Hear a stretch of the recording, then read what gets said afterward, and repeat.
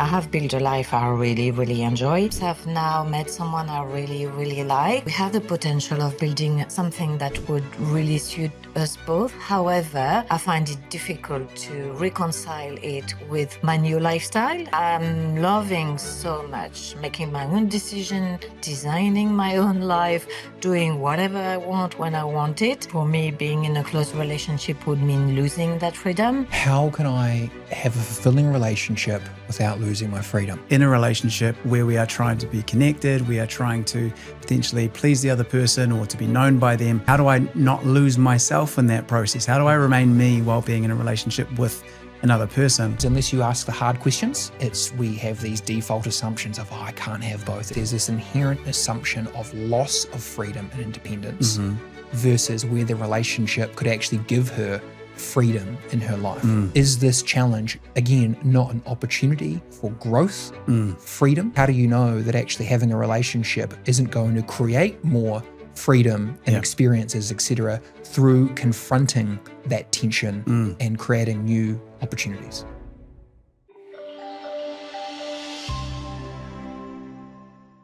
Greg, how are you? I'm good, thanks, mate. I'm currently training for a half marathon in a number of weeks, but I have a bunch to do, so feeling a bit behind, otherwise good. You and everyone else. Is everyone doing it? Man, I'm nearly 40, so apparently that's the thing. I got to choose barbecuing, mowing lawns or running. Yeah, usually in my household, but not as much household. I broke the generational trauma, I was going to say. In my family, it's lawns. No, lawns. In my family, it's lawns, mate. What about you? Mate, I'm well. I think I said a couple of episodes back, 3 young kids, selling houses, moved house, so a lot of moving parts, and then naturally you move house in the first, I think the first 2 weeks, everyone was sick as a dog. So recovered there. And I think interestingly, somewhat relevant to the show and what we teach, had some subtle but significant values shifts, in my own life, probably the last 3 weeks. Certainly just brought on from, the change in the house, really. I think maybe you can relate to this, maybe some of the listeners can. Oftentimes, as a man, it's you want to provide and maybe going less away from the stereotyping. For me, a big part of my value system had been, financial freedom, wealth building, and so on. And whilst that's still important to me, and I'm certainly not trying to imply that I'm some ultra wealthy individual, but more that, reaching that point where, you sort of get the house that you've been working towards, et cetera. Obviously that's a, meaningful outcome. But it does often result in a shift in values as we teach, when you fulfill the void, when you somewhat fulfill what you've been, looking to achieve. So it's been a bit of an interesting one. It does sound like privilege problems. I can appreciate that. I'm certainly not complaining, but it's just been interesting even just to observe my own sense of purpose shifting in getting the family and getting my family into a house that I think is really going to serve us and the kids long term. That has been the underlying goal and value. So it's been interesting just to notice just a little bit of a redirection back towards some unfulfilled values that they used to be very high on my values, my health and fitness, certain things like that. So I'm well, but there's been a bit of an interesting redirection, if you were to ask my partner. Yeah, interesting. Definitely. They could do a whole episode on that, but I'll let us continue down the episode path so we can dive into that outside of the episode. Absolutely. Now, before Jamie asks, how are you, Jamie? We've got producer Jamie back. We've got our first. I'm still here. I've been here the whole time. Well, this is our first breakthrough question, mate, in some time, right? So you've got a bit more of a role to play today. Yes, I can ask the question. Speaking of which, the question that we have today is from Sandrine, and she asks, she's actually a former client of yours, Hayden, just so that the audience is aware. And she asks, how can I have a fulfilling relationship without losing my freedom and the sort of business experience life? How can I have a fulfilling relationship without losing my freedom? Okay, Greg, I feel like this is a very right up your alley sort of question. You know, life design, freedom, Yeah. intention, etc. Obviously relates a lot to the work that I do. I'd love to throw it to you. What comes to mind for you? Yeah, it's a great question. I think I'm looking forward to diving into it because I have some assumptions around that question and also for myself, but we'll dive into it further. But I think the initial thing that stands out is in a relationship where we are trying to be connected, we are trying to potentially please the other person or to be known by them, there can be how do I not lose myself in that process? How do I remain me while being in a relationship with another person? Yeah. And then there's obviously some passions there around freedom, around business, around their own experiences. So maintaining a sense of self while being in a relationship with someone else that we desire to be connected to, there's a whole lot of, there's practical sides to that, which is, what does a week look like? How much time do we spend together? What do we do together? What do I need? What do you need? All those practicalities. But there's probably a psychological part to that I relate to, which is where you collapse into the other person quite a bit, where you can lose a sense of self in the interest of trying to be with another person, and sometimes have to regain that in order to have some polarity or have a healthy sense of self maintained. I mean, it's a big question. I don't know what the main thing is for them, but that's what comes to mind initially. And super relatable question, I assume, because, you know, whether it's, well, if we broaden it up a little bit, and it'll be interesting to see what's Sandrine's situation, but, you know, if we broaden it up a little bit, you know, so many of us, it's, we'd love to start the business, but, you know, we can't do that because of family, or we'd love to obviously have a relationship, but, you know, that's going to affect our work or our career aspirations, right? I mean, I think we all know someone, or I would probably suggest, if we look deep enough in our own life, there is an assumption or a conflict of, you know, I would love this would be really values aligned, but at the same time that conflicting, or our perception that it conflicts with our other values. And I think, you know, we'll see where we get to, mate, but I think that idea of conflicting values or conflicting goals, it's something we haven't covered at all, but probably going to be a key part of this. And, you know, when I talk to my clients about values, I don't think I've mentioned this either, I explain to them that each of the individual values are their own driver that can be expressed on its own and purposefully.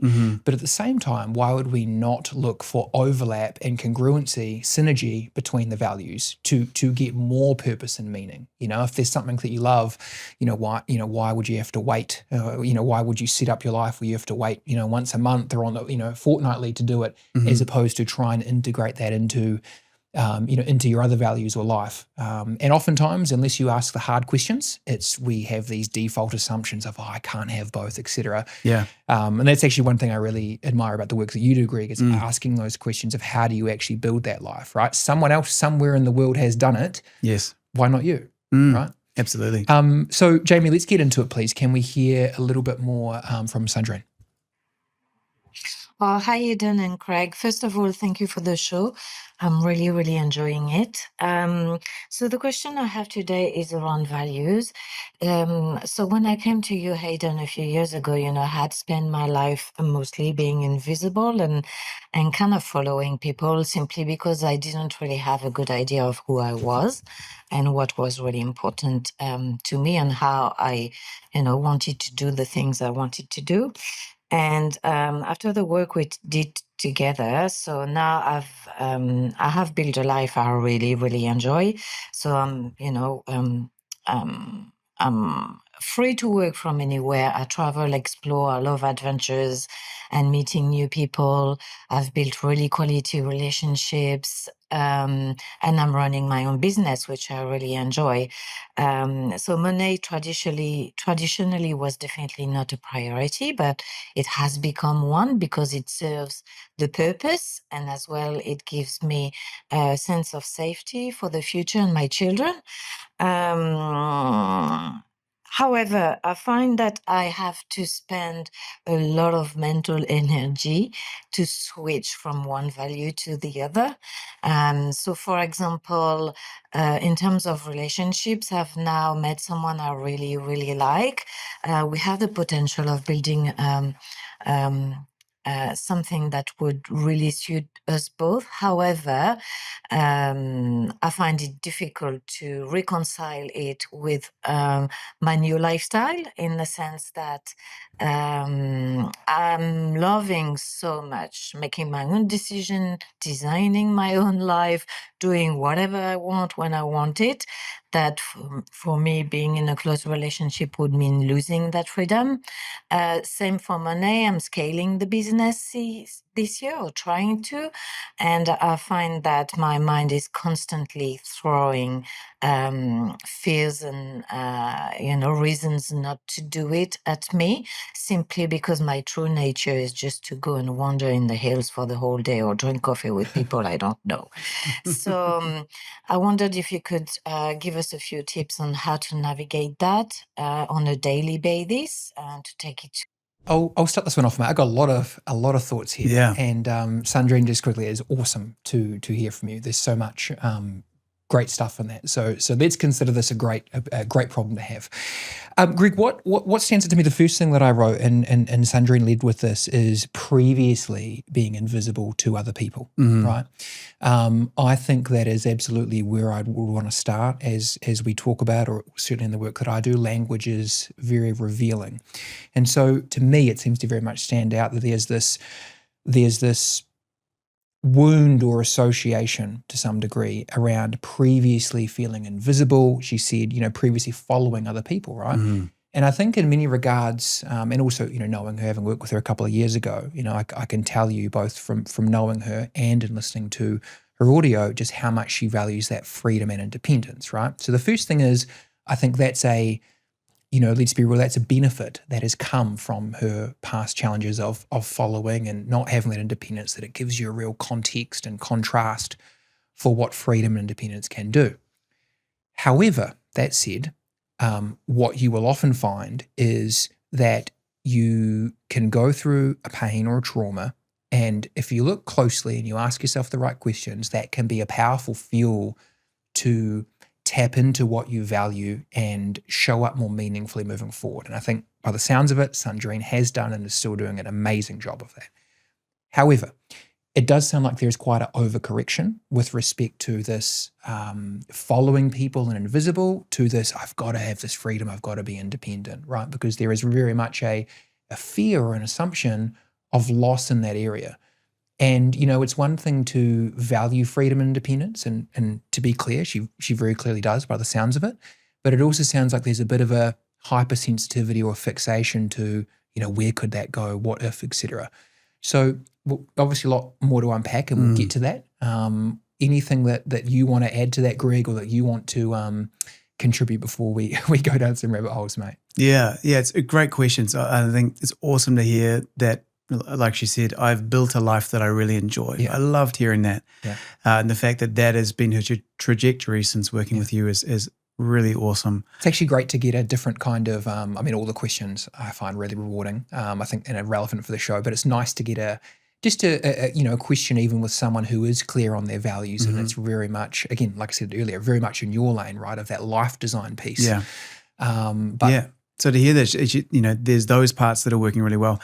And then I heard different things around the competition or the competing of those two different values. I want two different things at the same time and they seem incompatible. I just think that's hugely relatable for a lot of different people. So yeah, I have some thoughts around relationships and around the prioritization of relationships, and then freedom. Obviously the commitment, like she was saying, there's the potential to be able to build something together that they could see in their future, that they would both be interested in. Yeah. I think the nature of being committed to a person closes down your options, in that you are not leaving potentiality open for anything, anywhere, anyone. Sure. That's part of choice, right? Is that when you choose something and you say yes to it, if there happens to be one person in a committed relationship, you are by essence saying no to all other options. And there can be a feeling of loss and loss of potentiality. So let alone if you've been through that in the past, right? Where you feel, that you're following, or it's someone else's way, right? A lot of probably similarities to the previous episodes on relationships. Yeah, so I think that understanding, if the new goal, like you said, has become in a large way freedom, and then what freedom looks like, and I'm about freedom, I love that, then I understand the tension. But I'll let you lead with what you're seeing, because there's a lot we could dive into around that particular one, relationship and freedom, and the desire to live on your own terms, but then having someone else. What do you do with that? Yeah. So, yeah. Well, maybe, and I think you'll probably, funnily enough, have your own version of contribution in this area. But the first thing that I would that I'll layer in is this assumption. I wrote down, literally, quote unquote, would mean losing that freedom, right? So there's this, again, assumption, this perception that a close relationship moving forward, or a serious one, would lose that freedom. Now, to your point, yes, things would change, right?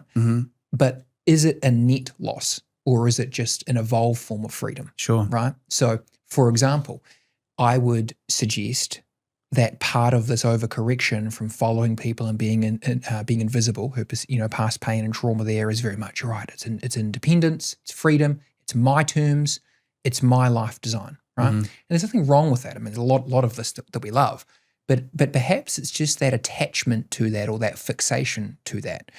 And where I'm going with this is, I would suggest that Sandrine is her perception based on past pain and or trauma is very much biased towards, what the loss would be, or what the cost would be, because that has been her lived experience by the sounds of it, not what could the benefits be to her value on freedom and independence, which might sound like a paradoxical question to anyone off the bat, because as you've said, well, yes, theoretically, in one regard, there's less options, but also, for example, I mean, as my partner Krista would say, sometimes it's, you just want someone else to take the lead, right? Sometimes, she might be saying, what do you want to have for tea? And I'm saying, hey, whatever's going to be helpful to you. She just wants to be told. Yeah. I would like, can you please make a decision? Can you please, right? I make them all day with the kids, right? So I would probably challenge Sandrine that yes, there may be certain, there would need to be proactive conversations about her values and freedom and what is important to her, or what she might consider a non-negotiable. But this whole dynamic, I would suggest there's this inherent assumption of loss of freedom and independence versus where our relationship could actually give her freedom in her life. Being led by someone else at times. It could be a great balance of her leading versus other leading. There could be all kinds of, they often say, right, if you want to, grow, which I know is important to Sandrine, have kids, get married, start a business, right? I know her, she's got kids. She said she's got a great business. Maybe there's some growth in the form of the relationship that can facilitate freedom and experiences in other ways. So I'll throw it back to you, Greg. I can see you've got some thoughts, but I would push back on the idea that it's a net loss to freedom. And I would be wanting to link that to how can the relationship support other values. Just because she hasn't seen that or experienced it does not mean it is not the case. Yeah.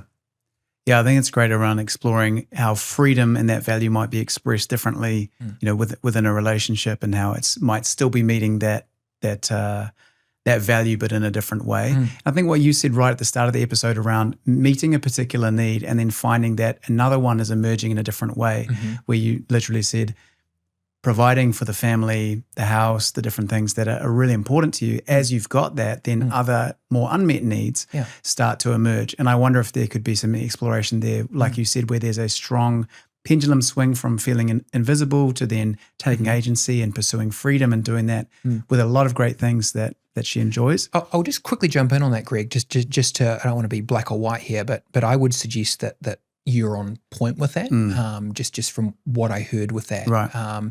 Because, I haven't spoken to Sandrine in a number of years, but listening to the audio message and also me knowing what her aspirations were previously, it does sound like she's got a great business. She can work remotely. She's talking about all this travel and experiences. And so I'm not saying that she's necessarily exactly at her end destination with the business, but I think we both certainly get the impression very empowered, very fulfilled in the adventure, freedom, and business, right?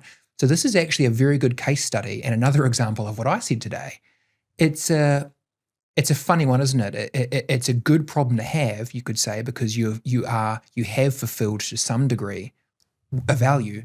And what happens there is, because values are based on voids and what we perceive as most missing, as we fulfill one value, that comes down the hierarchy, even just ever so slightly, and creates space for another value, which I think in Sandrine's case is probably relationship connection. And then, of course, that is aligned with her values. I would suggest she's calling in because she intuitively knows that, but there's this block. She mentioned the switching that's hard to do. And I think that's holding on to that freedom, not as much from the values place, but from that past fear of what happens if she loses herself again. Yeah. Absolutely. I think that that freedom piece, like you're talking about, being a value. I don't know the other values that she has. You may know more about those, but that fulfillment piece is a big one. Going, I do have freedom, but fulfillment is also really important, and that means different things to different people. So I think that relational thing, I imagine, is someone to love and to be loved by, to know and to be known by, someone to have a witness as my life, to my life, and me to be one for theirs. All that kind of relational connection that we are, I believe, wired for. Brené Brown talks a lot about that fundamental wiring for connection and our experience with disconnection. It can be something that we value. And so, I think there's just working out, I think, is there a way that aligns with the freedom value? What could that look like? And then also, is there an emerging value of fulfillment or whatever she might call that? That is actually, there's a relational component that is increasingly becoming important as the other needs are being met. Correct. And then there's their exploration of what might this emerging value look like without, maybe they have different priorities, but I think you said at the start, can they merge together? It's not an either or, but what would a freedom life with fulfilling relationships look like? And like you were saying, if it's not out of, I just don't want to experience what I experienced before, but entering into the new ground of what might that look like? What boundaries would I need to set up? What things would I need to communicate that I value? Yeah. What are all the different things that would be helpful to communicate? And equally for them, what would they value? What would they not want? Because they might have their own version of, hey, look, I'd love to be in a relationship, more committed long-term. However, it's really important to me that, if you're going to scale a business, if you want to travel, that it looks like this for me. And while it might sound a bit cheesy, I have a Tony Robbins quote in my head. Hit me. That says, success is getting what you want, but fulfillment is about doing what you were made to do for those you love and those you have learned to love. And I love that because success can be, I wanted this, I went after it, I got it. There's a certain type of fulfillment in that. But that deeper thing that we often look for is, this is what I'm wired to do, and it lands in relationships somehow. And I think that's a reason why with my clients, I do the funeral exercise. What do you want to be known for? What do you want to be remembered for? Because ultimately at the end of the day, that's what we pass on, and there's people that will remember who we were to them. So both still important, but maybe there's that emerging fulfillment and relational piece to explore. And I'm sure you'd have some ideas around how do you bring together values, explore them, or let another one have its day in the sun. That it's time for another one to be more of a priority. Absolutely. So let's talk conflicting values or perceived conflicting values, because that's ultimately what it is. And as we've spoke about previously, the word perception is so key, even for your own empowerment, because it helps you see that there's some malleability there with how you see it and how you can change that, right? And there was also the money, scaling the business, and spending times, was it out walking, or in the fields? Meeting people. Again, adventure. Conflict, Yeah, absolutely. So before I get to the sort of conflicting values, I might just point out one obvious opportunity just to sort of up the ante a little bit for Sandrine, with love, because it's going to help here, which is, in one regard, I think she's talking very positively. Maybe there's a bit of pride in terms of, the freedom and the life that she has built, and absolute respect, fantastic. However, even by virtue of this current tension, this current opportunity where she's met someone she really cares about and could take it to the next level, we could frame that up, frankly, quite accurately as, does she actually have the freedom maybe that she thinks she has? Because right now there's this inner conflict, as I'd love to expand into another area, but actually maybe the way that I've gone about it, it served her to get to this point. Just to be clear, I don't want to minimize it. It served her very well. but there's obviously just a little bit left under the surface where it's sort of like, I value the freedom, I've taken values-aligned decisions, but then there's this part of it where I'm afraid to go back. And again, there's a difference between making purposeful decisions, as we speak about, versus pain avoidance decisions. So I just wanted just to sort of level that out a little bit, because, sometimes when we live in this, we have a bit of a fantasy, well, things are so great and there's only positives to the situation. But I would actually sort of call it out and say there's a lot of fulfillment, obviously, but even by virtue of having this opportunity and not being able to take it as freely as you'd like, there's actually constraints that already exist, right? So I think that's interesting to note. I'll also just quickly share an example where, when I first started having kids, I got 3 now, and particularly Ruby, our recent child who's 1. Perhaps like Sandrine, I had a lot of concerns about my other, family's obviously important to me in the same way relationships and connection are important to Sandrine. But I did naturally have my own concerns around what is this going to mean for my business goals, my client work, my problem solving, and my financial freedom value, right? It's not that I don't want to have kids, I did, but what is that going to mean for my other values, right? And there's that inner conflict that we all experience and that Sandrine's experiencing. And, from experience and particularly more recently, funnily enough, going back to what I said before with that sort of redirection with me, I would actually say literally the more children I've had, the more conscious and strategic I've had to be with how I can build the business to support multiple values, right? So, in some regards, you could say maybe before I started having children, perhaps I was a bit of a sort of classic workaholic, love what I do, but maybe there was a overcorrection of my own there. And since having children, and I'm not saying it hasn't been challenging, it has been, and Sandrine will know that. And likewise, we're not saying that having a romantic relationship wouldn't be challenging. But, essentially, as I've started growing my family, I've been able to ask better questions, which, you'll appreciate, Greg, in the work that you do of, how can I, work more or get paid more or serve the clients I want to serve and do that in, 40 hours a week instead of 50? Or how can I, work, 4.5 days a week and be there for my kids instead of the 6 that I was working before kids, right? And so I think there's, we sort of go back to there's this inherent assumption of loss, but actually recognizing that is an assumption and just leading from my own experience and many experiences that I see with clients and you'll see as well, Greg, is that actually is this challenge, again, not an opportunity for growth, freedom? And actually, how do you know that actually having a relationship isn't going to create more freedom and experiences, et cetera, through confronting that tension and creating new opportunies? Yeah. There's a bit there, but I'd love you to, this is right up your alley. There is. I have a big thought and I wasn't sure if I should share it, but I will. So I hope this is helpful as well. I think that's really important about values. I think the thing with a relationship specifically, the current framing, I think through the lens of freedom is personally going, what does this mean for me? So I think that's one frame that is really important, values focused on that. The other question I would ask is, what does this mean for them? Which is not something that was currently in that question, and it doesn't need to be because that's the angle. Just to confirm when you say for them. The potential, the romantic partner or person that Sandrine's in a relationship with. I think because and I've done this too, I think we all naturally do it as humans where we ask, what does this mean for me? I would say that, a beautiful expression, I'm going to assume that the point of that relationship is to love one another. So I'm just going to say that as the assumed position.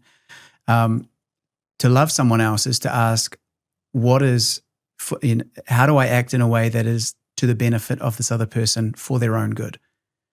And so when we say, hey, this relationship works well, why? Because it works really well for me. It's one aspect, but it's just another thing to put into the picture. I think when I first started dating my now wife, I loved, we can call it the honeymoon period, the first 2 years, that kind of initial like, wow, they're so amazing. They can't do anything wrong. I would do anything for them. It's this overflow of emotion. Upon reflection and reading up on love a bit was realizing that a huge part of what I liked about them was how they made me feel. So they made me feel like the man. They made me feel wanted. They made me feel confident. They made me feel all of that. And I would say that is still a love of self instead of love for the other. And love can mature over time. So that's why I was saying I wasn't sure about sharing that as a topic, which is love for someone else. But and I understand the framing of the question is, what would this mean for me and my freedom? But I do think it's a helpful thing to add into the context of this, of fulfillment and other values and relationship is, one of the questions with being in a loving relationship is, how would this benefit them? And I imagine there is a lot of crossover going, my own desire for freedom and the business I've built and all these other things.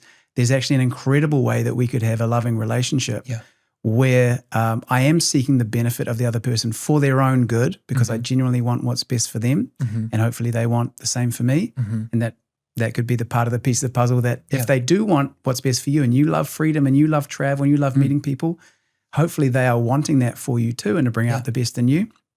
But there is a meeting together of these sort of, Venn diagrams is a bit simplistic, but two people come together going, what matters to both of us to work out that equation.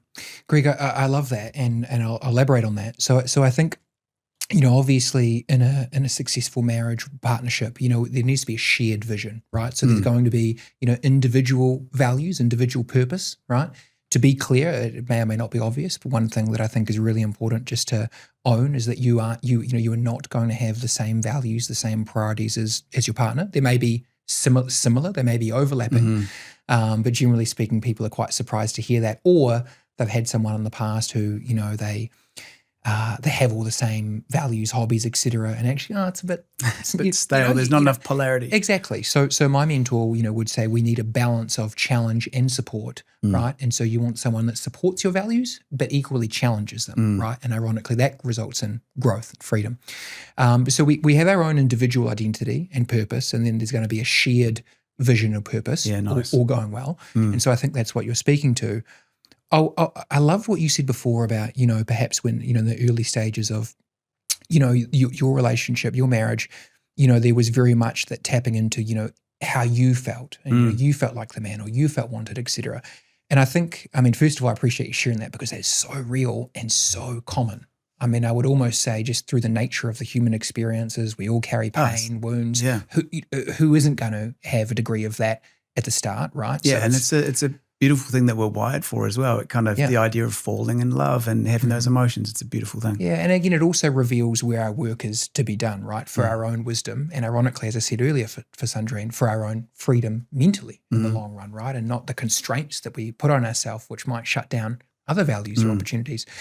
But I think, what came up for me there, Greg, just to expand on it, and your point, is likely what, perhaps your own, whether we frame them as insecurities or your own judgments of where you don't feel good enough, or, oftentimes we question, are we attractive enough, or are we lovable, or, could we offer enough value? And so, you then meet someone and, as much as it may truly align with your values and long-term vision, it's also sort of plugging some of those meeting holes. Some of those felt needs. Exactly, right? Which is, again, understandable.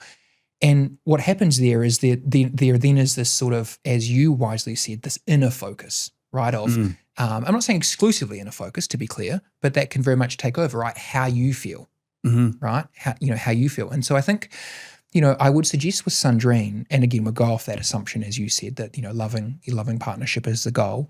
I think that's a fair assumption. If it's not, deal with it. That's the assumption.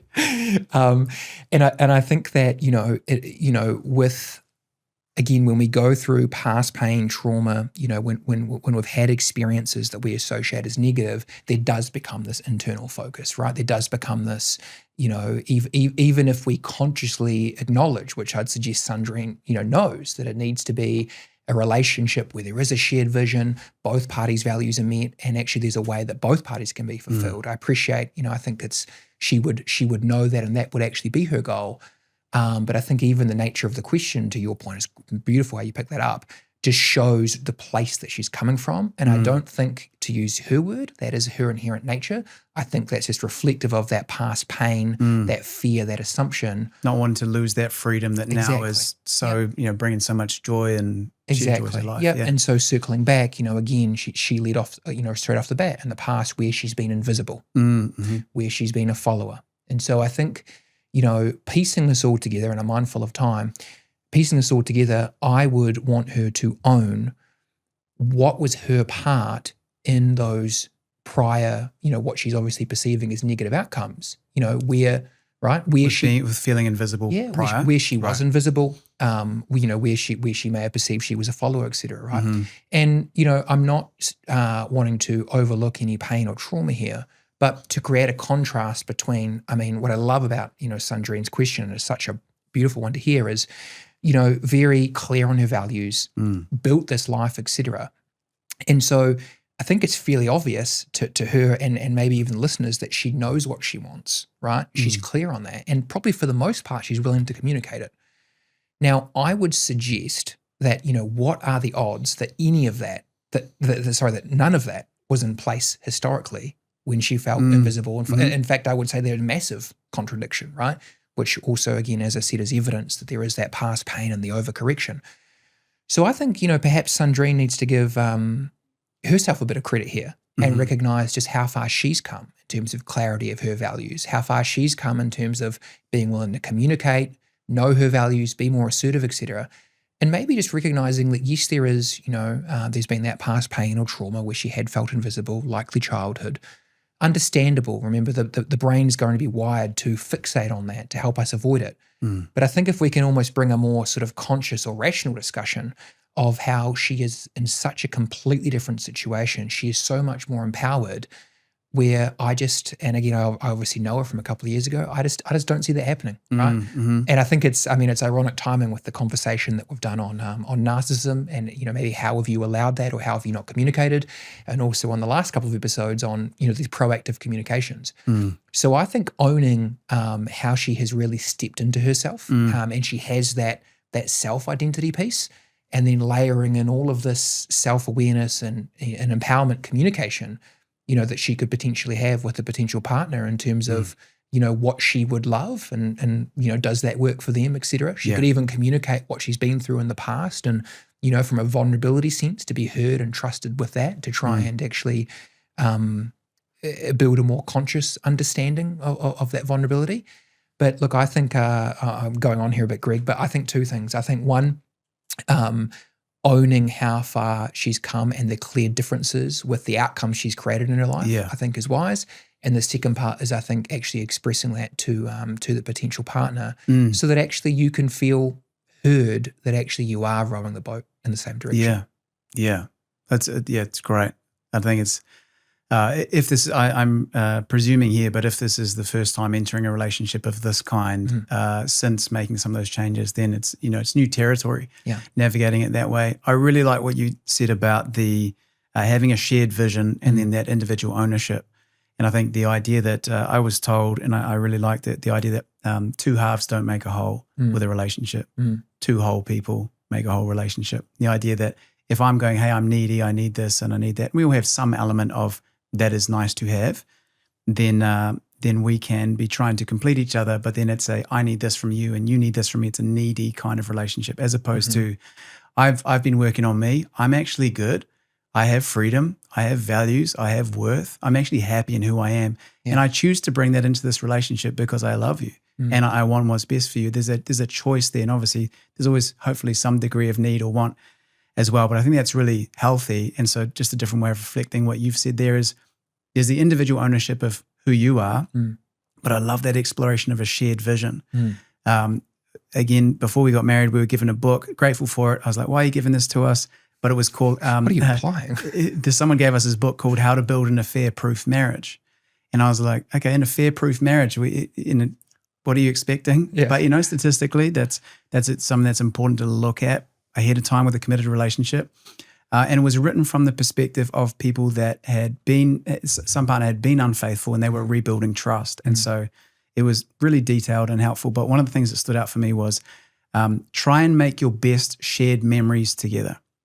And that stood out with me because we both made a list, Laura and I, of what are the things that we love to do. And we had a whole bunch of stuff that we didn't have in common. I love snowboarding. I love the mountain. I love the adventure of that.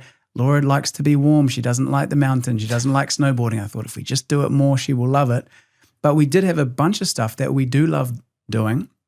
We consciously said, okay, if these overlap, if you were to think of a Venn diagram, there's maybe 3 of our shared hobbies or things that we love that we both really love to do.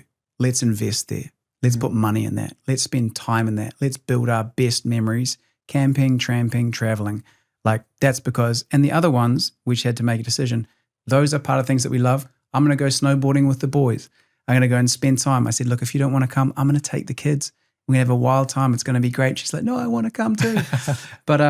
But keeping enough ownership of the things that you love. And then I think that shared vision piece would be a really interesting one to explore.